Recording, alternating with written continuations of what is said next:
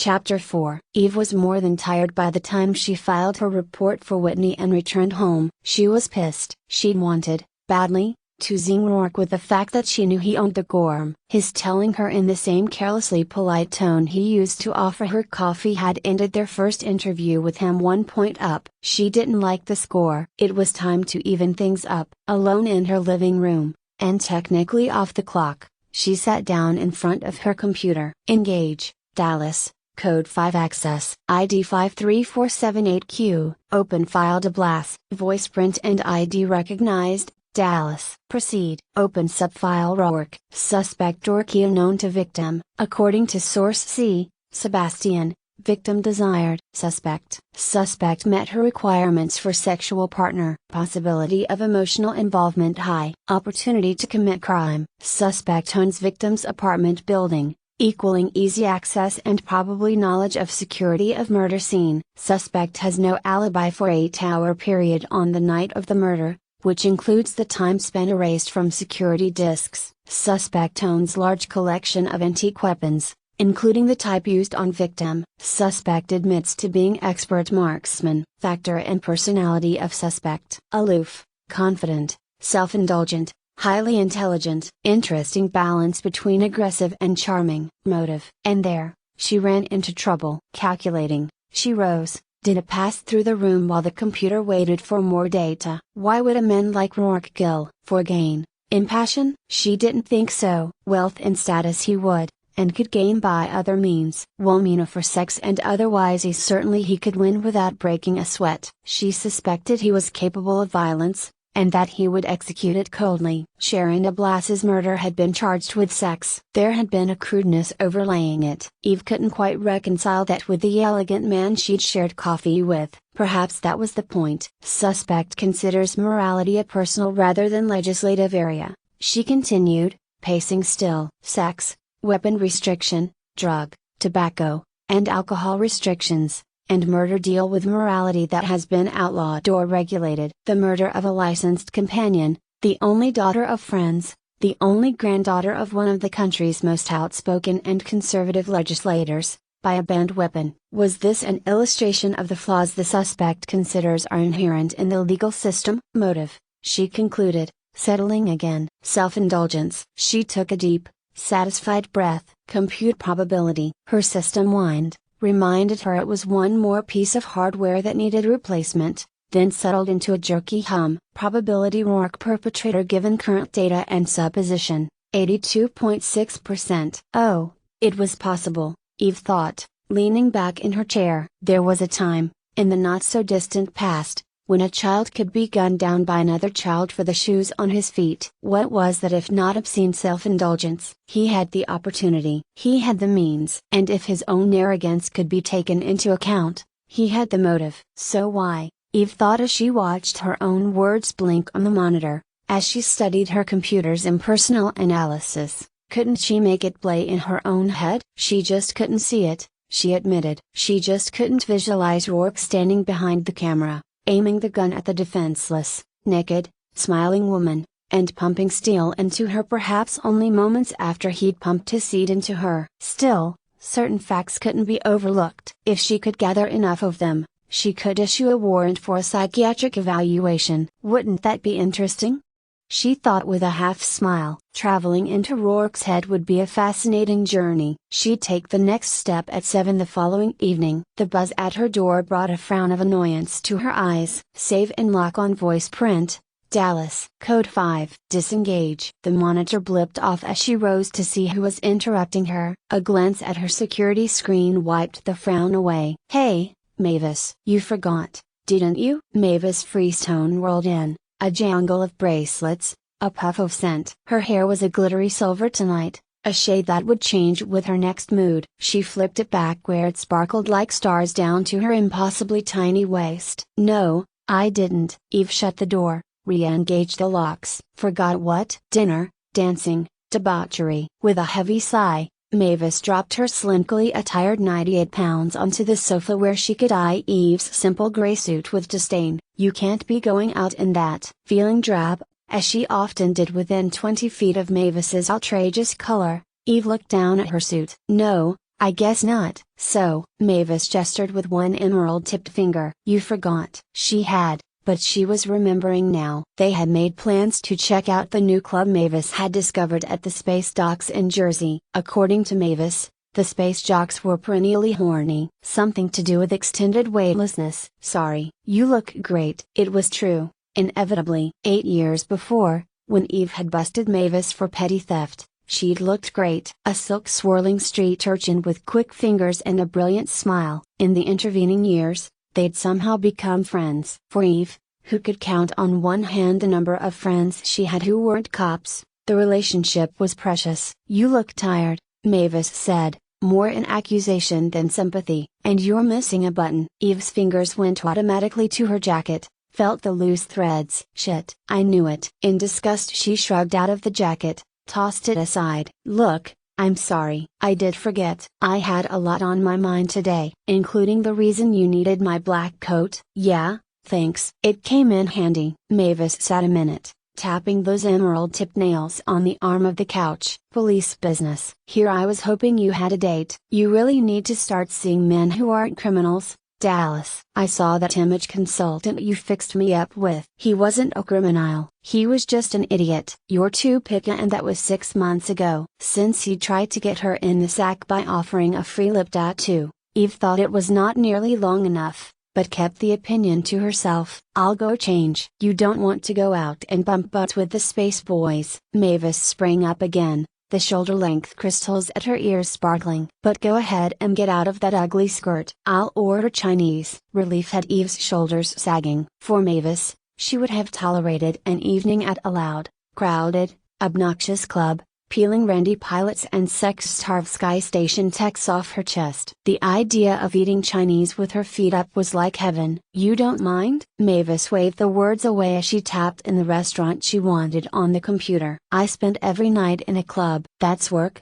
Eve called out as she went into the bedroom. You're telling me? Tongue between her teeth, Mavis perused the menu on screen. A few years ago I'd have said, singing for my supper was the world's biggest scam, the best grift I could run. Turns out I'm working harder than I ever did bilking tourists. You want egg rolls? Sure. You're not thinking of quitting, are you? Mavis was silent a moment as she made her choices. Number. I'm hooked on applause. Feeling generous, she charged dinner to her world card. And since we renegotiated my contract so I get 10% of the gate, I'm a regular businesswoman. There's nothing regular about you, Eve disagreed. She came back in, comfortable in jeans and a nice sweatshirt. True. Got any of that wine I brought over last time? Most of the second bottle. Because it sounded like the best idea she'd had all day, Eve detoured into the kitchen to pour it. So, are you still seeing the dentist? Nope. Idly, Mavis wandered to the entertainment unit and programmed in music. It was getting too intense. I didn't mind him falling in love with my teeth,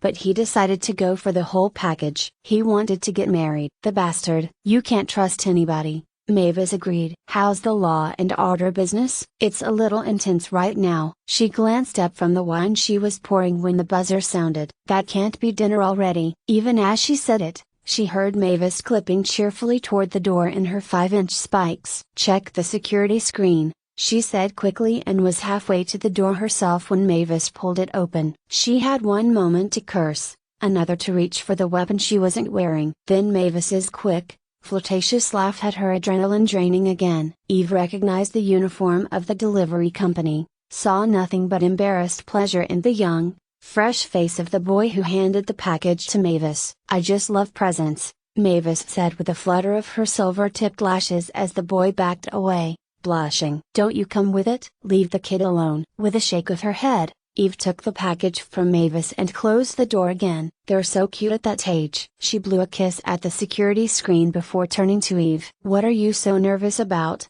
Dallas? The case I'm working on has me jumpy, I guess. She eyed the gold foil and elaborate bow on the package she held with more suspicion than pleasure. I don't know who'd be sending me anything. There's the card, Mavis pointed out dryly. You could always read it. There might be a clue. Now look who's cute. Eve tugged the card out of its gold envelope. Rourke. As she read over Eve's shoulder, Mavis let out a low whistle. Not the Rourke. The incredibly wealthy, fabulous to look at, sexily mysterious Rourke who owns approximately 28% of the world, and its satellites. All Eve felt was irritation. He's the only one I know. You know him. Mavis rolled her green-shadowed eyes. Dallas, I've underestimated you unforgivably. Tell me everything. How, when, why? Did you sleep with him? Tell me you slept with him, then give me every tiny detail. We've had a secret, passionate affair for the last 3 years, during which time I bore him a son who's being raised on the far side of the moon by Buddhist monks. Browsnet.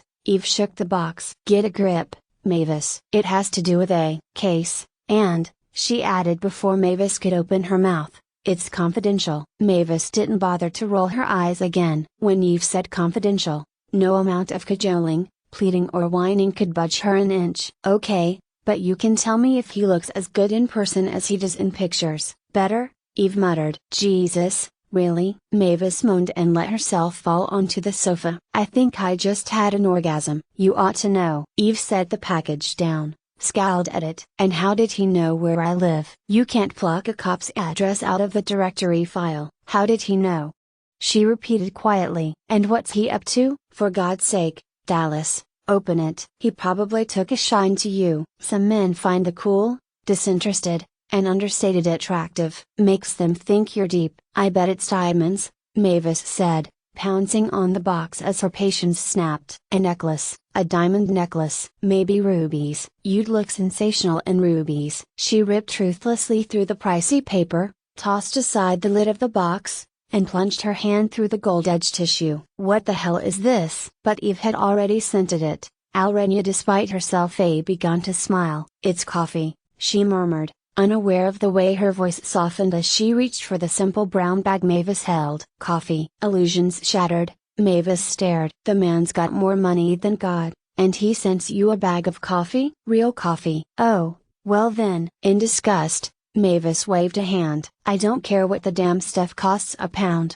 Dallas. A woman wants glitter. Eve brought the bag to her face and sniffed deep. Not this woman. The son of a bitch knew just how to get to me. She sighed. In more ways than one. Eve treated herself to one precious cup the next morning. Even her temperamental auto chef hadn't been able to spoil the dark, rich flavor. She drove to the station, with her faulty heater, under sleeting skies, in a wild chill that came in just under 5 degrees. With a smile on her face. It was still there when she walked into her office and found Feeney waiting for her. Well, he studied her. What did you have for breakfast, Ace? Nothing but coffee. Just coffee. Got anything for me? Ran a full check on Richard de Blas, Elizabeth Barrister, and the rest of the clan. He handed her a disc marked Code 5 in bold red. No real surprises. Nothing much out of the ordinary on Rockman, either. In his 20s. He belonged to a paramilitary group known as SafeNet. SafeNet, Eve repeated, brow wrinkling. You'd have been about 8 when it was disbanded, kid, Feeney told her with a smirk. Should have heard of it in your history lessons. Rings a distant bell. Was that one of the groups that got worked up when we had that skirmish with China? It was, and if they'd had their way, it would have been a lot more than a skirmish. A disagreement over international space could have gotten ugly. But the diplomats managed to fight that war before they could. Few years later, they were disbanded, though there are rumors on and off about a faction of SafeNet going underground. I've heard of them. Still hear about them. You think Rockman's involved with a fanatic splinter group like that? It only took Feeney a moment to shake his head. I think he watches his step. Power reflects power. And de Blas has plenty. If he ever gets into the White House, Rockman would be right beside him. Please. Eve pressed a hand to her stomach. You'll give me nightmares. It's a long shot, but he's got some backing for the next election. Feeney moved his shoulders. Rockman's allied, anyway. By de Blas. They were in East Washington. She sat. Anything else? Charles Monroe. He's had an interesting life. Nothing shady that shows. I'm working on the victim's logs. You know, sometimes if you're careless in altering files, you leave shadows floating. Seems to me somebody just kills a woman could get careless. You find a shadow, Feeney, clear away the gray, and I'll buy you a case of that lousy whiskey you like. Deal. I'm still working on Rourke, he added. There's a guy who isn't careless. Every time I think I've gotten over one wall of security, I hit another. Whatever data there is on him is well guarded. Keep scaling those walls. I'll try digging under them. When Feeney left, Eve shifted to her terminal. She hadn't wanted to check in front of Mavis, and preferred, in this case, using her office unit. The question was simple. Eve entered the name and address of her apartment complex. Asked, owner? And so the answer was simple. Rourke. Lola Starr's license for sex was only 3 months old. She'd applied for it on her 18th birthday, the earliest possible date. She liked to tell her friends she'd been an amateur until then. It was the same day she'd left her home in Toledo, the same day she'd changed her name from Alice Williams. Both home and name had been far too boring for Lola. She had a cute, pixie face. She'd nagged and begged and wept until her parents had agreed to buy her a more pointed chin and a tip-tilted nose for her 16th birthday. Lola had wanted to look like a sexy elf and thought she'd succeeded. Her hair was coal black, cut and short, sassy spikes. Her skin was milk white and firm. She was saving for enough money to have her eyes changed from brown to emerald green, which she thought would suit her image better. But she'd been lucky enough to have been born with a lush little body that needed no more than basic maintenance. She'd wanted to be a licensed companion all of her life. Other girls might have dreamed of careers in law or finance, studied their way into medicine or industry. But Lola had always known she was born for sex. And why not make a living from what you did best? She wanted to be rich and desired and pampered. The desire part she found easy. Men, particularly older men, were willing to pay well for someone with Lola's attributes. But the expenses of her profession were more stringent than she'd anticipated when she dreamed away in her pretty room in Toledo. The licensing fees, the mandatory health exams, the rent, and syntax all ate into profits. Once she'd finished paying for her training, she'd only had enough left to afford a small, one-room apartment at the ragged edges of Prostitute Walk. Still, it was better than working the streets as many still did. And Lola had plans for bigger and better things. One day she'd live in a penthouse and take only the cream of clients. She'd be wined and dined in the best restaurants, jetted to exotic places to entertain royalty and wealth. She was good enough, and she didn't intend to stay at the bottom of the ladder for long. The tips helped. A professional wasn't supposed to accept cash or credit bonuses. Not technically, but everyone did. She was still girl enough to prefer the pretty little gifts some of her clients offered. But she banked the money religiously and dreamed of her penthouse. Tonight, she was going to entertain a new client, one who had requested she call him Daddy. She'd agreed, and had waited until the arrangements were made before she allowed herself a smirk. The guy probably thought he was the first one to want her to be his little girl. The fact was, after only a few short months on the job, pedophilia was rapidly becoming her specialty. So, she'd sit on his lap, let him spank her, while telling her solemnly that she needed to be punished. Really, it was like playing a game, and most of the men were kind of sweet. With that in mind, she chose a flirty skirted dress with a scalloped white collar. Beneath she wore nothing but white stockings. She'd removed her pubic hair, and was as bare and smooth as a 10-year-old. After studying the reflection, she added a bit more color to her cheeks and clear gloss on her pouty lips. At the knock on the door she grinned, and her young and still guileless face grinned back in the mirror. She couldn't yet afford video security, and used the Judas hole to check her visitor. He was handsome, which pleased her. And, she assumed, old enough to be her father, which would please him. She opened the door, aimed a shy, coy smile. "Hi, Daddy." He didn't want to waste time. It was the one asset he had little of at the moment. He smiled at her. For a whore, she was a pretty little thing. When the door was shut at his back, he reached under her skirt and was pleased to find her naked. It would speed matters along if he could become aroused quickly. "Daddy." Playing her part, Lola let out a shrieking giggle. "That's naughty." "I've heard you've been naughty." He removed his coat and set it neatly aside while she pouted at him. Though he'd taken the precaution of clear sealing his hands, he would touch nothing in the room but her. "I've been good, Daddy, very good." "You've been naughty, little girl." From his pocket he took a small video camera, which he set up, aimed toward the narrow bedsheet piled with pillows and stuffed animals. "Are you going to take pictures?" "That's right." She'd have to tell him that would cost him extra, but decided to wait until the deed was done. Clients didn't care to have their fantasies broken with reality. She'd learned that in training. "Go lie down on the bed." "Yes, Daddy. She lay among the pillows and grinning animals. I've heard you've been touching yourself. No, Daddy. It isn't good to tell lies to your daddy. I have to punish you, but then I'll kiss it and make it better. When she smiled, he walked to the bed. Lift your skirt, little girl, and show me how you touched yourself. Lola didn't care for this part. She liked being touched, but the feel of her own hands brought her little excitement. Still, she lifted her skirt, stroked herself, keeping her movements shy and hesitant as she expected he wanted. It excited him, the glide of her small fingers. After all, that was what a woman was made for. To use herself, to use the men who wanted her. How does it feel? Soft, she murmured. You touch, Daddy. Feel how soft. He laid a hand over hers, felt himself harden satisfactorily as he slipped a finger inside her. It would be quick,